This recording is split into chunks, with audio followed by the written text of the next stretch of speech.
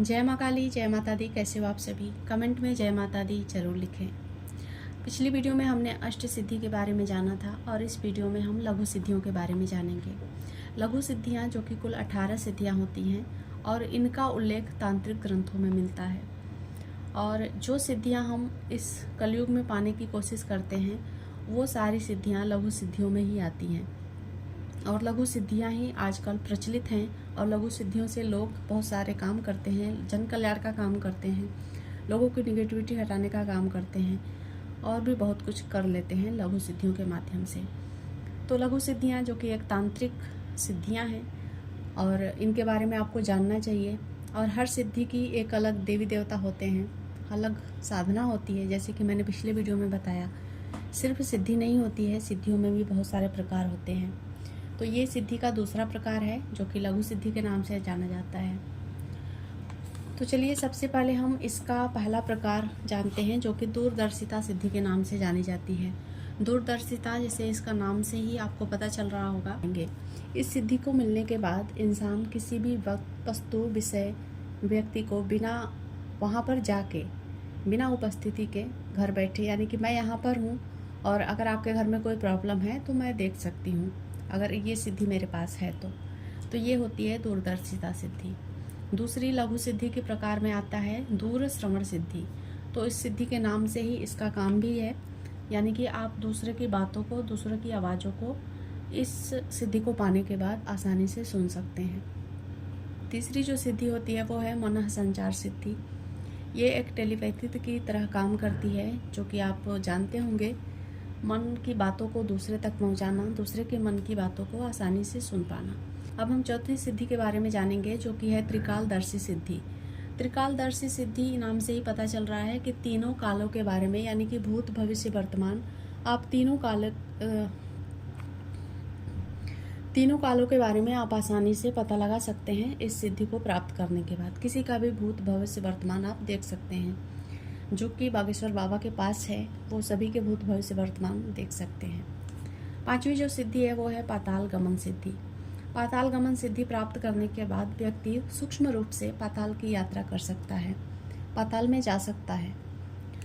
छठी जो सिद्धि है वो है आकाश गमन सिद्धि। तो इसी तरीके से अगर आपको आकाश गमन सिद्धि मिल जाती है तो आप आकाश में विचरण कर सकते हैं, पृथ्वी के अलावा अन्य डायमेंशन में जा सकते हैं सूक्ष्म रूप से।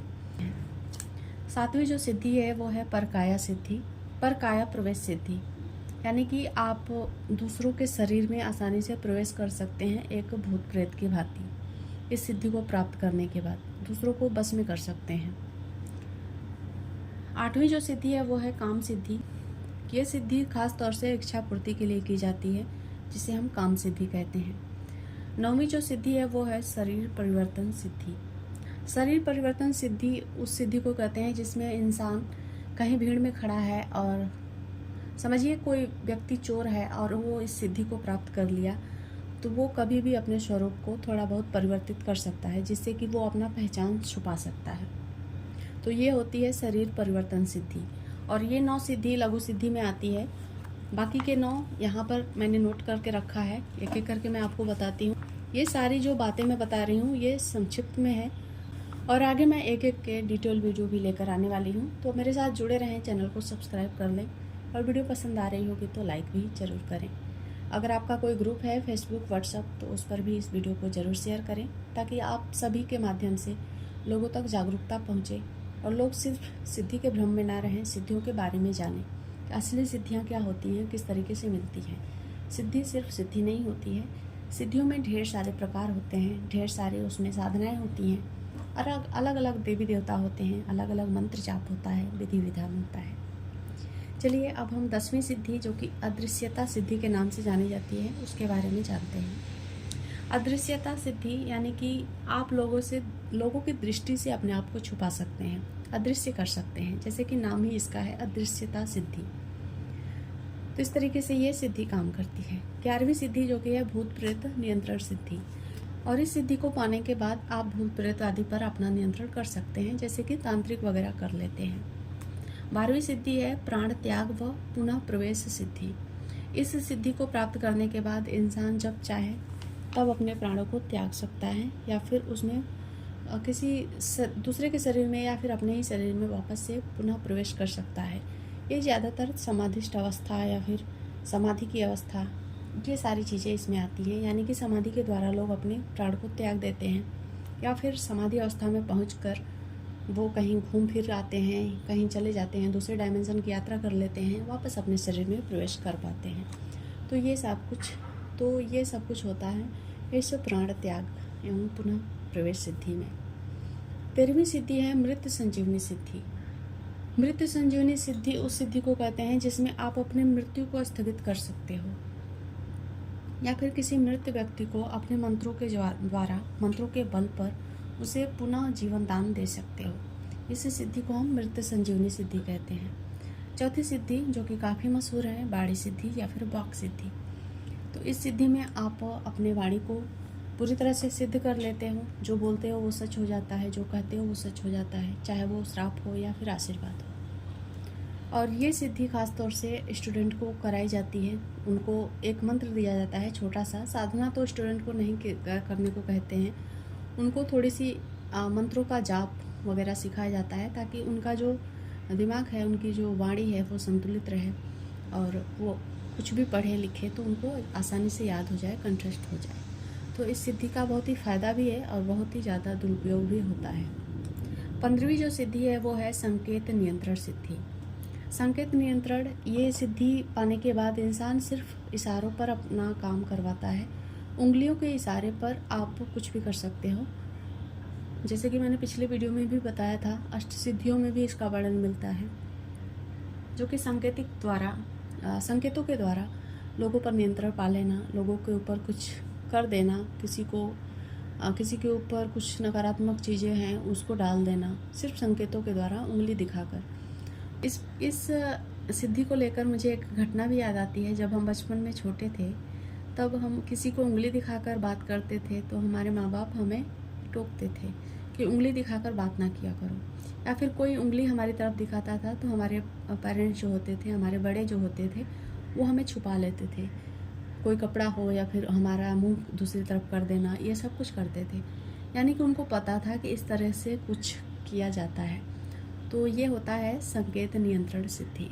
अब हम 16वीं सिद्धि के बारे में जानेंगे, जो कि योगिक निद्रा सिद्धि कहलाती है। ये एक एस्ट्रल ट्रैवल जैसी सिद्धि होती है। आप अपने मतलब ध्यान में जाकर अपने शरीर को छोड़कर दूसरी दुनिया का भ्रमण कर सकते हैं। 17वीं सिद्धि है भविष्य दृष्टि सिद्धि।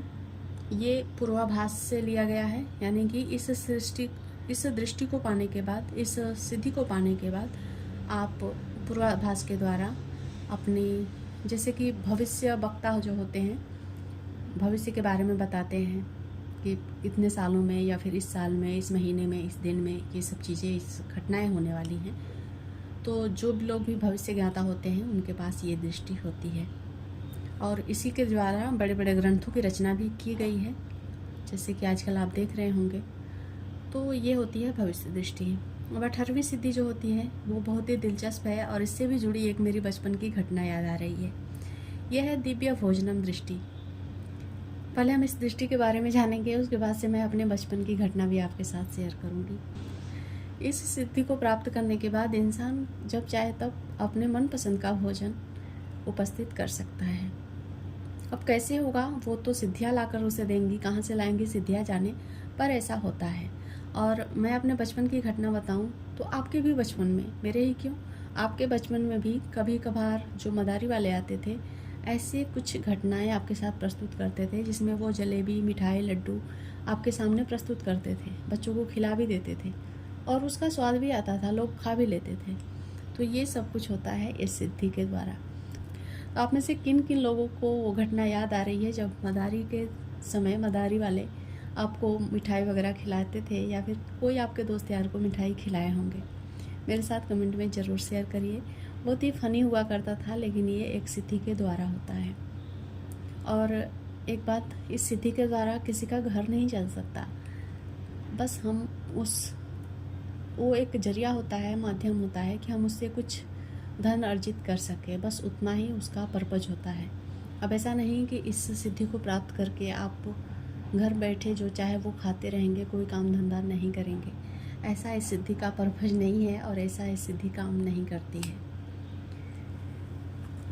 तो ये सारी सिद्धियों के बारे में आपने जाना जो कि लघु सिद्धि में आती हैं, 18 सिद्धियाँ। हो सकता है मुझसे कुछ गलती हुई हो या फिर मैंने कुछ कम जानकारी आपको दी हो, लेकिन मैंने अपनी पूरी कोशिश की है, अपनी जो जानकारी है वो मैंने पूरी आपके साथ शेयर की है। और जिन लोगों को भी इन सिद्धियों में से किसी भी एक सिद्धि के बारे में अच्छे से डिटेल में जानकारी चाहिए वो मुझे कमेंट में ज़रूर लिखें।